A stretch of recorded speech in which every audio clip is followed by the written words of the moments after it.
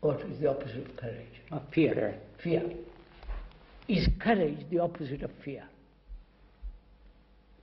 That is, if fear is non-existent, is it courage?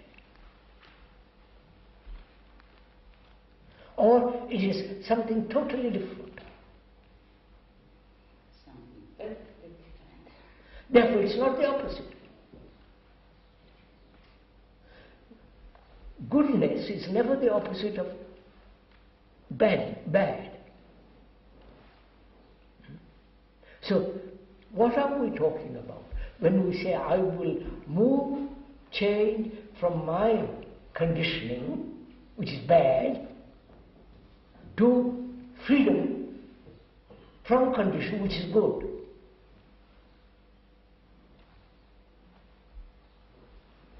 Therefore, freedom is the opposite of my conditioning. Therefore, it is not freedom at all. That freedom is born out of my conditioning. Because I am caught in this prison and I want to be free. It's a reaction to the prison, which is not freedom.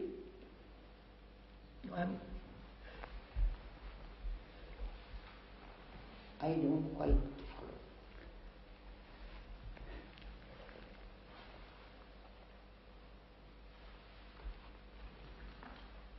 So, could we consider for a minute, is love the opposite of hate?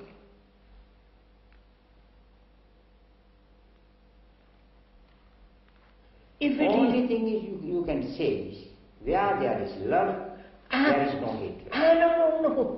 No, I'm asking quite a different question. I'm asking, is hate the opposite of affection, love? If it is, then in that affection, in that love, there is hate. Because it's born out of hate, out of the opposite. All opposites are born out of their own opposites. Listen, no? I don't know. That is what you say. But it's a fact, sir. Look, I'm afraid. And I cultivate courage in order to put away fear. I take a drink or, all the rest of it to get rid of fear. And at the end of it, I say, I'm very courageous. All the war heroes and all the rest of them are given medals for this because they're frightened. And they say, we must go and kill, do something, and they're very courageous heroes. That is not courage. I'm saying that is not courage. Anything born out of its opposite contains its own opposite. How? So if someone hates and then says, I must love, right? That love is born out of hate, because he knows what hate is. And he says, I must not be that, and I must be that. So that is the opposite of this. Therefore, that opposite contains this. I don't know whether it is the opposite. That's how we live, sir. This is what we do. I am sexual, I must not be sexual. I take a vow of celibacy, people take a vow of celibacy, which is the opposite. Yes. So we are always caught in this corridor of opposites.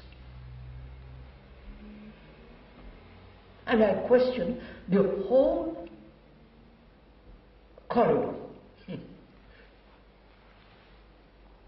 I don't think it exists.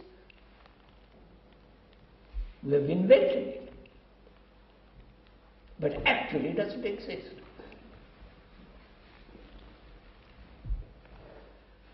I mean, please, this is explanation, don't accept anything, sir.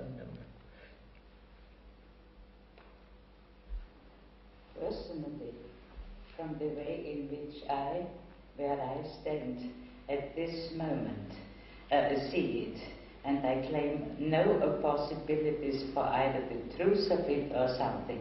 As a working hypothesis, I see this channel as a humanizing factor. Good.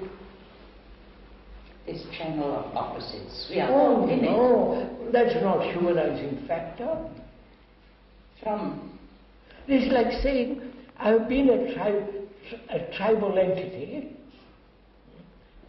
now I've become a nation, and then ultimately international. It's still tribalism going on. I quite agree. I see it in the sense that a really barbaric stage. I could have laughed when you had broken your leg and were it open. Nowadays, I could not laugh anymore.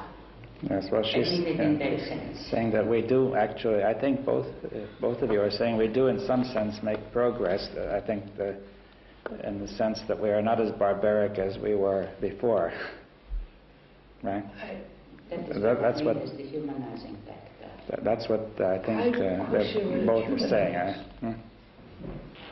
I don't like to go to extremes. I'm not. This is not extreme. This is just facts. Facts are not extreme.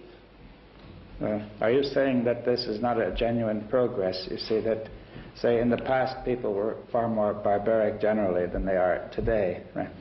And therefore, would you say that really doesn't mean very much? I don't quite follow it. Well, some people would point to the past and say there was a great deal of barbarism then. We are still barbaric. Yes, we are, but some people say we are not as barbaric as... Not as. Let's see if we can get it straight. Now, would you say that that is not important? I mean, that is not significant? No.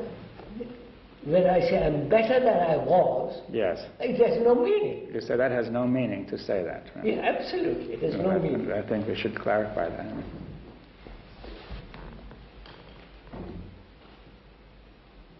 In the relative dualistic sense, I don't accept that.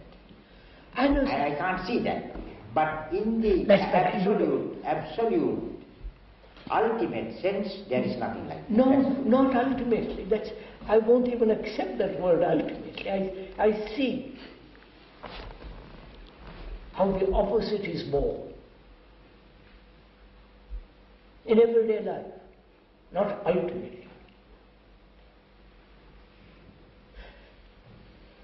I'm greedy. That's a fact.